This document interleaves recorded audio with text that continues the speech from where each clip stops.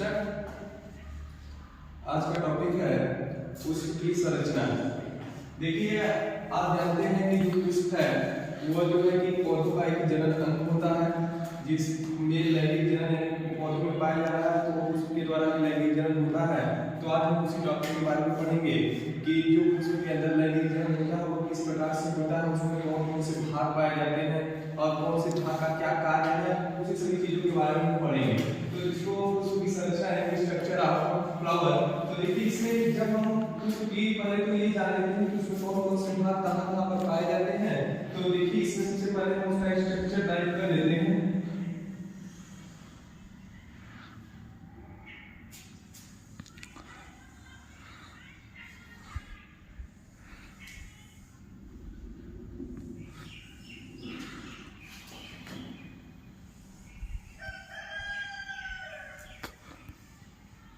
देखिए आप एक आसान तरीके से आप सबसे पहले पुष्प की संरचना को बना लीजिए। जब पुष्प की संरचना को आप बना लेंगे इसमें कौन कौन से पार्ट्स हैं उसके बारे में आप अच्छी तरीके से जान लेंगे। देखिए इसमें जैसे कौन कौन से भाग इसमें पाए जाते हैं।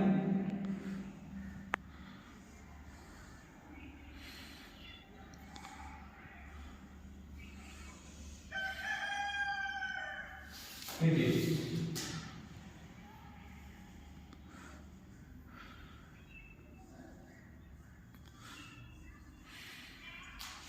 सबसे पहले हम आपको ये बता देते हैं कि पुष्प में कितने चक्र होते हैं। तो पुष्प में 4 चक्र पाए जाते हैं, 4 चक्र। उसमें पहला जो चक्र होता है उसको हम बोलते हैं बाह्यदल, जिसको फ्लैक्स बोला जाता है। दूसरा है जिसको बोलते हैं दलपुंज, जिसको कोरोला बोलते हैं। तीसरा है आपका आ जाएगा पोमम, जिसको एंड्रोसियम बोलते हैं। चौथा आपका आ जाएगा जाएगा, जिसको गाइनोसियम बोला जाता है। तो पुष्प में ये 4 चक्र पाए जाते हैं। तो पुष्प में जो 4 चक्र हैं ये चक्र कहाँ पर उपस्थित होते हैं, इनका क्या क्या इसके बारे में है तो हम सबसे पहले ध्यान देते हैं। तो सबसे पहले इसका नाम लिख लेते हैं। ये जो सबसे ऊपर का भाग होता है इसको हम बोलते हैं वर्टिकल, इसको बोलते हैं वर्टिकल। ये जो डंठलनुमा भाग होता है इसको बोलते हैं वर्टिका, ये वर्टिका है। और इसके बाद जो सबसे नीचे वाला भाग होता है खुला हुआ इसको बोला जाता है अंडाशय। और इसके बाद इसके अंदर जो ये छोटे छोटे कण पाए जाते हैं जिसको हम बोलते हैं बीजाणु। ये भाग हो गए आपके जो इसमें पाए जाते हैं ये सभी भाग। और इसके बाद ये जो भाग है इसमें जो डंठलनुमा होता है इसको हम बोलते हैं पूतंतु। ऊपर जो ये गोलाकार संरचना है इसको बोला जाता है परागकोश। और इसके अंदर छोटे छोटे कण पाए जाते हैं जिसको हम बोलते हैं परागकण।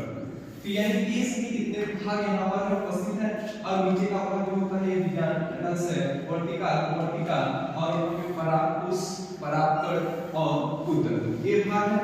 और नीचे वाला जो भाग होता है इसको बोला जाता है बाह्यदल, ये भाग है बाह्यदल। और इसके बाद ये जो चौड़ा चपटा भाग होता है जो रंगीन होता है, ये रंगीन होता है लाल कलर या कोई भी कलर का है, तो ये जो पुष्प का भाग पाया जाता है इसको हम बोलते हैं दलपुंज। तो यानी कि पुष्प में इतने भाग पाए जाते हैं। और जहां पे पुष्प स्थित होता है इसको बोलते हैं हम पुष्पासन। और जो ये डंठलनुमा भाग होता है इसको बोलते हैं पुष्पवृंत। यानी इतने भाग जो पुष्प के अंदर पाए जाते हैं। तो सबसे पहले हम ये जो पुष्प का स्ट्रक्चर है इसको बना लिए। और जब पुष्प का स्ट्रक्चर बना लेते हैं तो इसमें आपकी सभी जितनी भी चीजें पाई जाती हैं किस भाग का कैसे कार्य है उन सभी चीजों के बारे में जान लेंगे। तो देखिए यहाँ पर आपको बता दिए कि पुष्प के कितने चक्र हैं। तो पुष्प के 4 चक्र पाए जाते हैं। तो पुष्प के ये जो 4 चक्र होते हैं, पहला जो चक्र होता है उसको हम बोलते हैं बाह्यदल। तो बाह्यदल के बारे में जान लेते हैं। जब आप पुष्प को देखते हैं, जब वो पुष्प कली के रूप में, जब कली के रूप में होता है तो यह मान लेते हैं कि ये पुष्प का इस तरह से स्ट्रक्चर होता है, इस तरह से पाए जाते हैं ये पुष्प के। तो यानी जो ऊपर का हरा हरा का भाग होता है जब तक ये पुष्प खिला नहीं है तब तक ये इसको सुरक्षा देता है, सहारा प्रदान करता है, सभी चीजें देने का कार्य करता है। और जैसे ही ये पुष्प खिल गया तो ये इसके चारों तरफ लटका हुआ पाया जाता है। तो यानी बाह्यदल आपसे अगर पूछा जाए कि बाह्यदल क्या है तो हम बताएंगे कि बाह्यदल जो होता है ये पुष्प का प्रतिबिंब भाग होता है जो जब तक ये पुष्प कली के रूप में है तब तक उसको घेरे रखता है। और जैसे ही ये पुष्प खिल जाता है तो इसके नीचे लटका इसके बाद ये तो हो गया आपका पहला चक्र। अब दूसरे चक्र की बात करते हैं तो दूसरा चक्र जो होता है उसको हम बोलते हैं दल पुंज। तो ये जो दल पुंज होता है यानी कहने का मतलब कि दल पुंज वो भाग है जो पुष्प का चौड़ा और चपटा भाग होता है।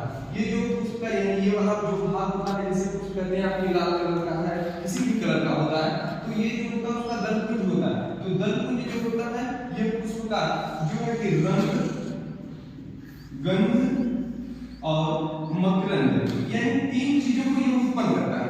और जब ये तीन चीजों को उत्पन्न करता है तभी पुष्प में जो कि यानी कीट इसकी तरफ क्या होते हैं आकर्षित होते हैं। तो यानी रंग, गंध और मकरंद ये तीन चीजों को उत्पन्न जो करता है उसको हम बोलते हैं दल पुंज। अब इसके बाद ये तो हो गया आपका दूसरा चक्र। अब यहाँ पर देखिए ये परागकोश है, ये परागकण है और ये शुक्राणु। इसको हम ये सभी जो भाग होते हैं ये पूरे भाग को हम बोलते हैं पुंज। क्या बोला जाता है पुंज। और पुंज जो होता है ये पुष्प का कौन सा निर्माण होता है तो नर। ये पुष्प का नर निर्माण जो होता है जिसको हम बोलते हैं पुंज। और पुंज के अंदर पाया जाता है क्या क्या तंतु पाया जाता है जो डंठलनुमा है। इसके ऊपर जो है कि गोले का संरचना होती है जिसको परागकोश बोलते हैं। और इस परागकोश के अंदर छोटे-छोटे कण होते हैं जिसको हम बोलते हैं परागकण। यानी कि परागकण यानी किसकी भांति कार्य करता है जैसे शुक्राणु होता है उसी की भांति ये परागकण जो होता है उसमें कार्य करता है। अब ये देखिए जो यहाँ पर वर्तिका है, अंडाशय है, बीजाणु है। ये सभी जो भाग होते हैं इसको हम बोलते हैं जायान। और ये जायान जो होता है ये पुरुष का जो होता है ये मादा जननांग होता है। ये कौन सा जननांग है मादा जननांग। यानी इसमें नर और मादा दोनों जननांग जिस पुष्प में पाए जाते हैं उस पुष्प को हम बोलते हैं द्विलिंगी। जो जिस पुष्प में नर और मादा दोनों जननांग उपस्थित होते हैं वो पुष्प होता है द्विलिंगी। तो यानी ये जो पुष्प है ये द्विलिंगी पुष्प है क्योंकि इसके अंदर नर और इसी के अंदर मादा यानी दोनों भाग पाए जाते हैं। तो देखिए जो ऊपर यानी पुष्प में जो डंठलनुमा ऊपर भाग निकला होता है ये होता है इसका वर्तिका। और इसके नीचे जो डंठलनुमा भाग है ये नली के नुमा होता है इसको बोलते हैं वर्तिका। और इसके नीचे जो फूला हुआ भाग है इसको बोलते हैं अंडाशय। और अंडाशय के अंदर जो छोटे-छोटे कण पाए जाते हैं उसको हम बोलते हैं बीजाणु।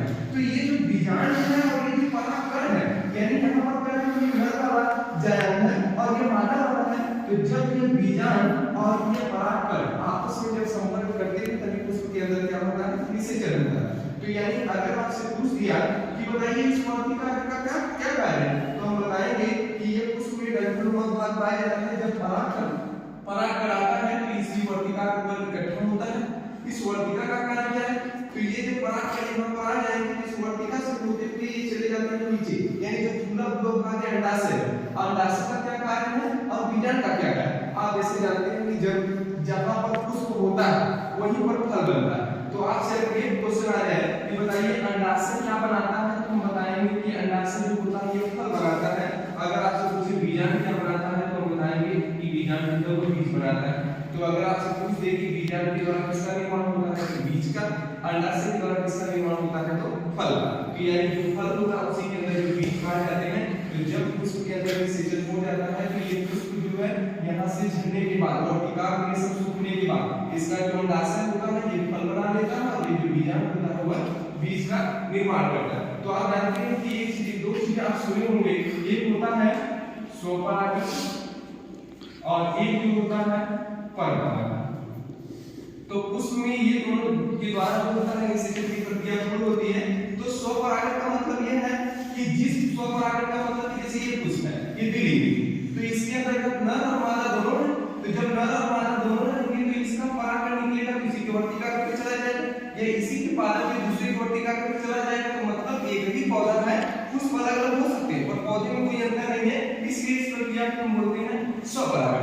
और इसके बाद जो है कि परपरागण होता है ये परपरागण होता है यानी कहने का मतलब कि जब एक पुष्प का परागण निकल के दूसरे पुष्प की वर्तिका में जाता है तो उसको हम बोलते हैं परपरागण। और ये परपरागण जब होता है तो वही जो पुष्प होते हैं एक बिंदु होते हैं क्योंकि एक के पास नर जननांग तो दूसरे के पास मादा जननांग पाए जाते हैं। अब देख लीजिए नीचे वाला जो भाग होता है जैसे पुष्पासन। तो जहाँ पे यानी जो डंठल होता है पुष्प वृंत इसी वृंत के नीचे जो भाग पाया जाता है जहाँ से पुष्प लगा होता है उस भाग को हम बोलते हैं पुष्पासन। और जो ये पुष्प वृंत होता है तो पुष्प वृंत इस पुष्प को यानी पौधे के तने से जोड़ने का कार्य करता है उसको बोलते हैं हम पुष्प वृंत। तो ये है आपकी पुष्प की संरचना। इसमें कितने भाग पाए जाते हैं किस भाग का क्या कार्य है आपको बता दिया गया है। आप जो है कि आप इतना ध्यान देंगे कि इस पुष्प में अगर आपसे पूछे कि कितने चक्र पाए जाते हैं, तो आप बताएंगे इसमें 4 चक्र, पहला जो होता है वायरल, दूसरा जो होता है दलकुन, तीसरा होता है पुमक और चौथा होता है जायम।